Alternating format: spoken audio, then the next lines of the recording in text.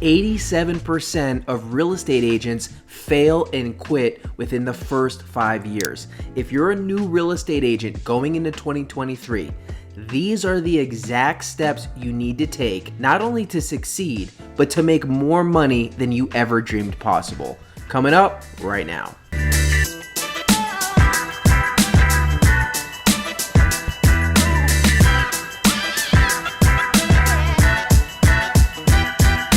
All right, let's get right into it. No fluff. I am going to give you the truth, the only things that you need to focus on so that you can be a successful real estate agent in 2023. Before I get started, my name's Marc Brenner. I'm a team leader and multi-million-dollar producer. And if you want free coaching, reach out to me using the link in the description below. All right, so when you get your real estate license, one of your biggest challenges is going to be not doing work that does not produce income. There's all these random things that you can do that a lot of new agents waste their time with, like building a website or creating an email signature, creating their logo. None of that matters. This video, this is the core strategies, the core activities that you need to be focused on. And one thing you'll notice is that we're not going to be talking about showing homes or how to interact with clients. We're not even going to talk about how to work with clients. This is all lead generation. Because if you don't get lead generation right, you're not going to have any clients to serve. You're not going to have any clients to figure out how to do your job with. So you're a new real estate agent going into 2023. This is what you need to focus on. There's only 4 items here. I'm going to keep this super simple for you. Okay, if you're a literal person like me, you can get caught up in a lot of information. I'm going to break this down as simply as possible. So for your mindset, there's a big failure rate in real estate. Just think like this. There's 4 things on this list. If you can do these 4 things, if you can focus on these 4 things a little bit every day, you will succeed and you will make a lot of money. And that's the truth. So I'm going to make this very simple and very direct for you. So number 1 is CRM immersion. CRM stands for Customer Relationship Management. Now, most brokerages that you join will provide a CRM program for you. I'm at eXp Realty, I get KV Core. There is a lot of software to help you manage your clients, but don't get bogged down into the details. Use the free CRM that your broker provides, or just write it down. Use an Excel spreadsheet, okay? Do not spend hours researching the best CRM. Pick one and use it. Now, to give you a framework for why this is important, a CRM is your Rolodex. Okay, now listen, when a doctor goes to sell their business, what are they actually selling? They're selling a lot of things. It could be the building, it could be the brand, it could be the website, but really what they're selling is their Rolodex of past clients, because the person buying it is going to market to those clients to build new business off those clients. And it's the same thing in real estate. So I need you to understand how important this is. If you ever want to go to sell your real estate business, you need a Rolodex, you need a CRM. If you don't have a CRM full of clients and people that you could potentially work with, you really don't have anything to sell. So who do you put in your CRM? You put anyone who would answer a phone call from you into your CRM that's in your area, probably not across the country. So let's say, and I'm gonna use this as an example a few times, you're in Atlanta, Georgia. Everyone who's friends or family, anyone who likes, trusts you, anyone who would pick up the phone from you in the Atlanta, Georgia area goes into your CRM. So what this looks like is, it's your first day as a brand new real estate agent. Forget the website, forget the training, forget anything else. Open up your CRM and start putting people's names and information in there, okay? Now, what information? The information that you have. First name, last name, email address, cell phone number, and any other information. You're gonna wanna take meticulous notes so that if it's an acquaintance, you can build on what you write to deepen those relationships. So obviously your friends are gonna go in there. with all their contact info, your family. If you're a part of any groups, any clubs, any hobbies, you're going to put basically use your cell phone, use your phone book in your cell phone and put everyone in there who would be happy to answer a call from you into your CRM. Don't overthink it. We're just adding names to the CRM. So you're going to put as much information about those people as you have, and you're going to categorize them. You've got A relationships, B relationships, and C relationships. Again, don't overcomplicate this. You can categorize it however you want, but you've got the people that you're really close to, the people that you're kind of close to, and the people that you're more acquaintances with.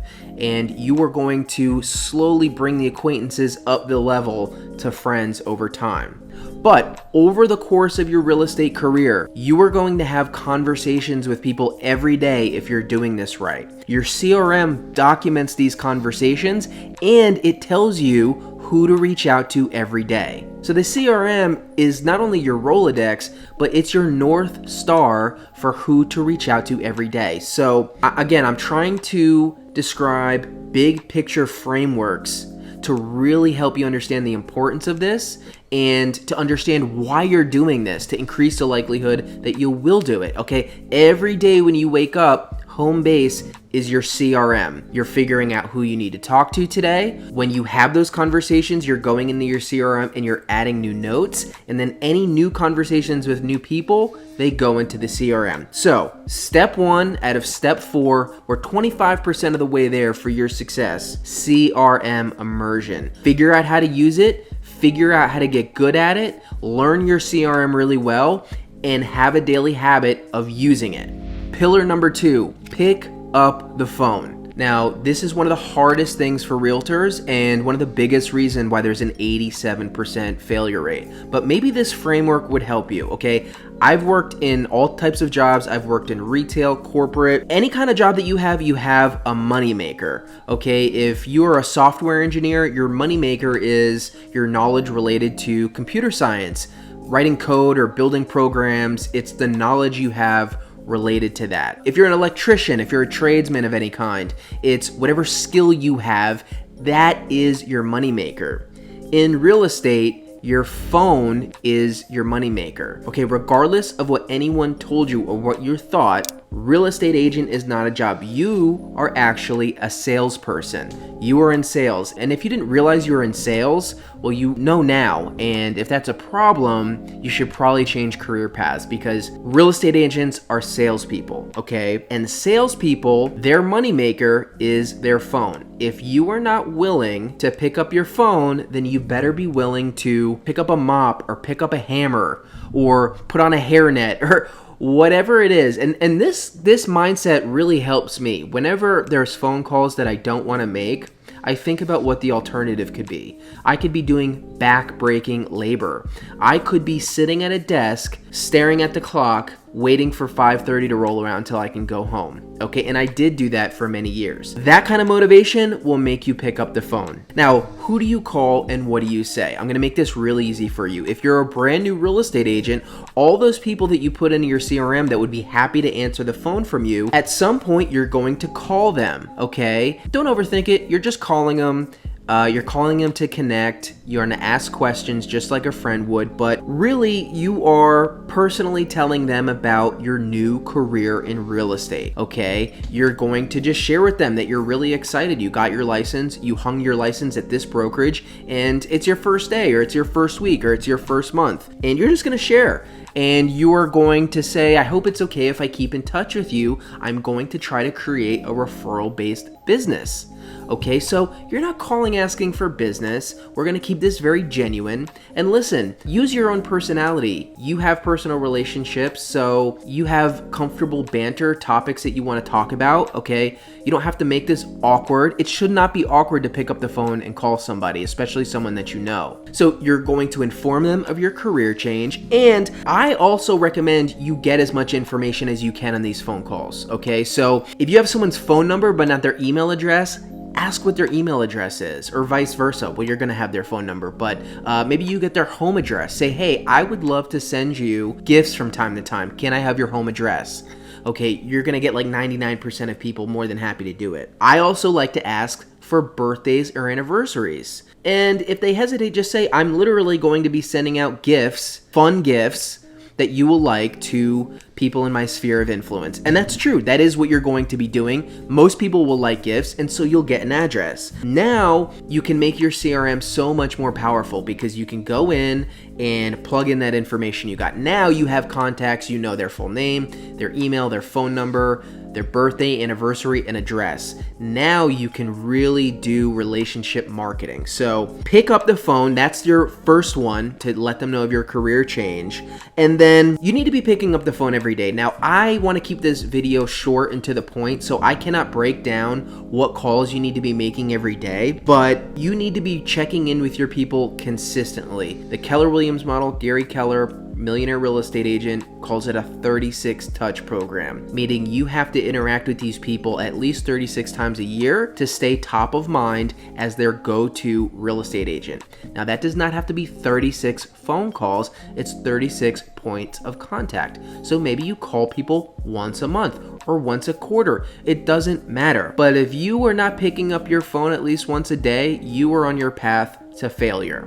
Okay, so this is just the sacrifice that you need to make to have a life of freedom where you don't have a boss, where you can make a crap ton of money, where you can retire early, where you can have freedom of time, where you can create a business that you eventually sell. So your phone is your moneymaker. Pick up the phone. All right, pillar number 3, social media deep dive. Now, we all know social media is not good for you, right? We all need to be on social media less. It's rotting our brains, it's putting negative thoughts into our head, but you're a real estate agent and it's 2022 and Zillow and Realtor.com and Amazon all want to eliminate your job. They all want to take money off your plate. You need to be on social media, unfortunately. You have chosen a career where it's my belief that if you're not on social media, if your face is not in front of the camera, you are increasing the likelihood that you will fail and quit. So that's just something that you have to reconcile with ASAP. So is social media healthy? No. Personally, what I do is I don't have the apps on my phone. I have them all on the computer.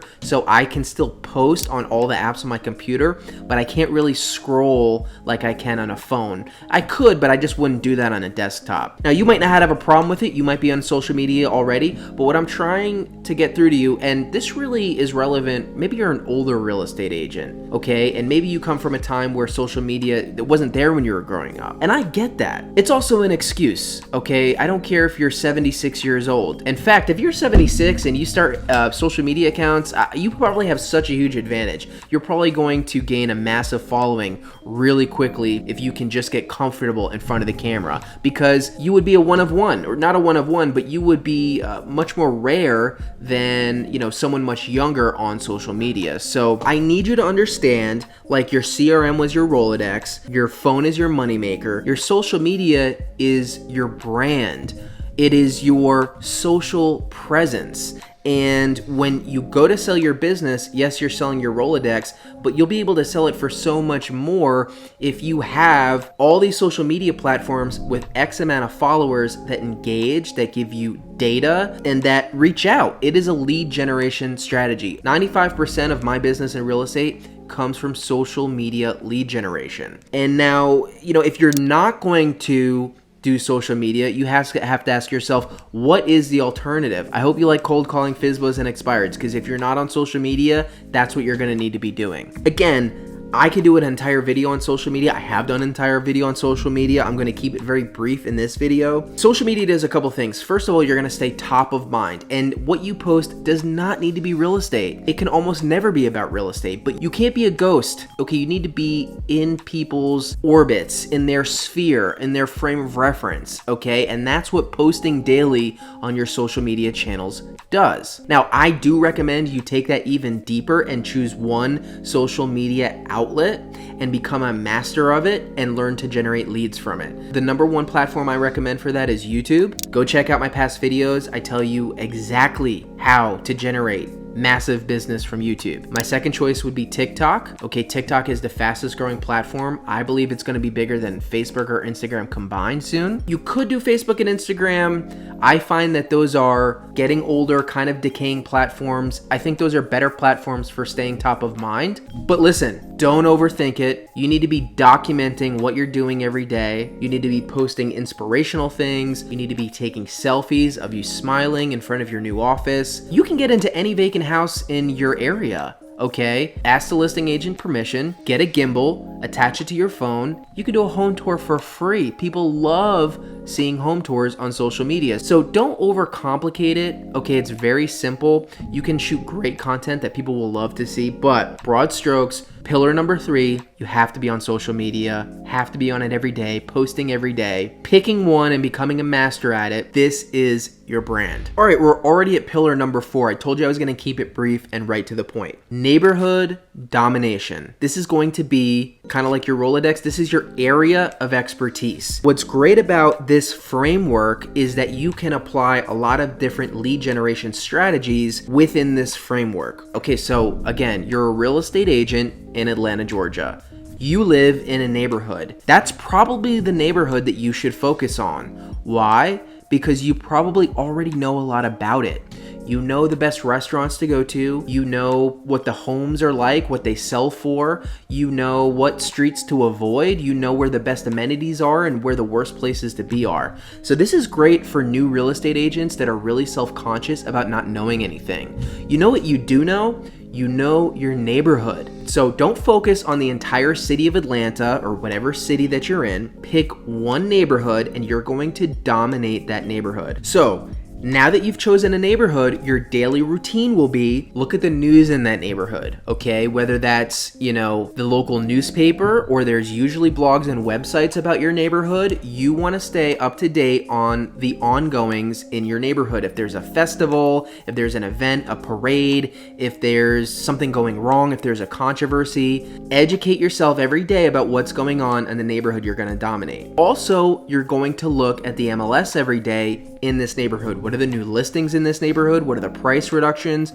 price increases? This is going to, over time, establish you as an expert and an authority in this area so that when you're having conversations with potential clients, you already have the expertise and the information. They're going to reference a house that's on the market. You're already going to know what the house they're talking about, and you're going to know that it's overpriced, or you're going to know that they have 5 offers in already. Okay, so this takes the pressure off of focusing on a huge area that you have to figure out all at once that nobody knows you in. This is also great because if you want to do open houses, now listen, I have a whole video about open houses, guys. Go check out my old videos. But see, what a lot of agents do is that they will see open houses advertised at their brokerage that are in all different locations around their city, and they'll host them on the weekend. And that's good, but it's not powerful. Powerful is only hosting listings open in the neighborhood you want to dominate. Okay, so for me, it was Grant Park in Atlanta. Now, if there was not an open house available, it's easy. I call up an agent for a new listing in the area. I tell them, hey,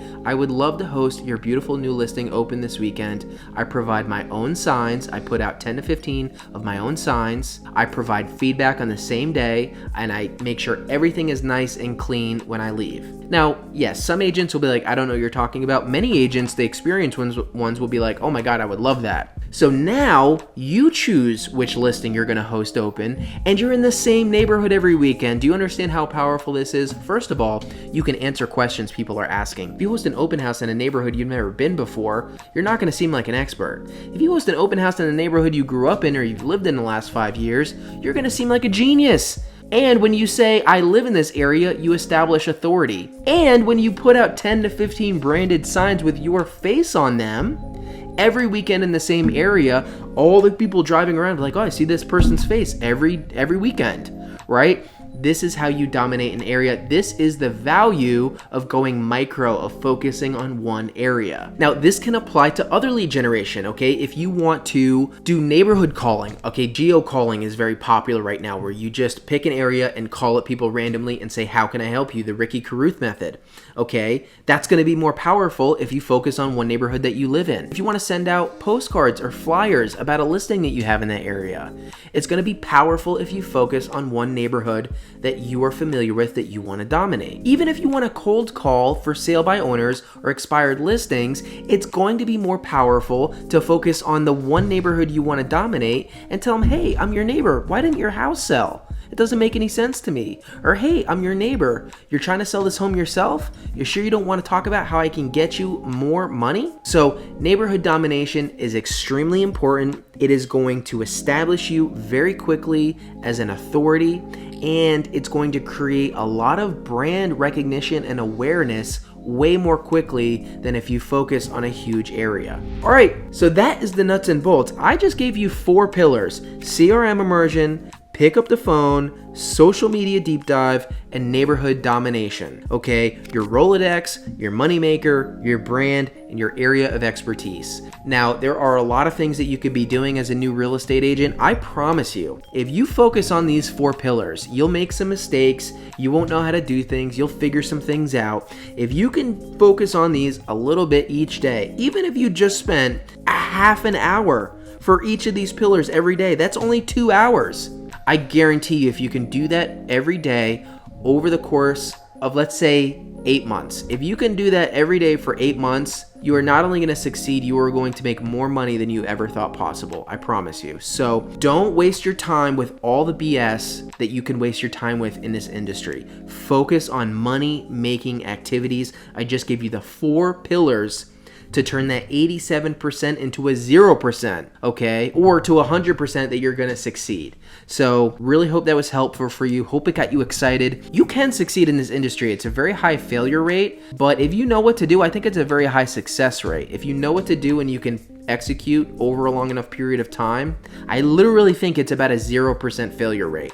I just don't see how you can fail if over a long enough time horizon, you do these consistent lead generation techniques. I really think it's impossible. So that should get you excited, but you need to reckon with the work that needs to be done. And if you cannot do this work every day, you need to find another career. Hope you found that video helpful. I'll see you next time.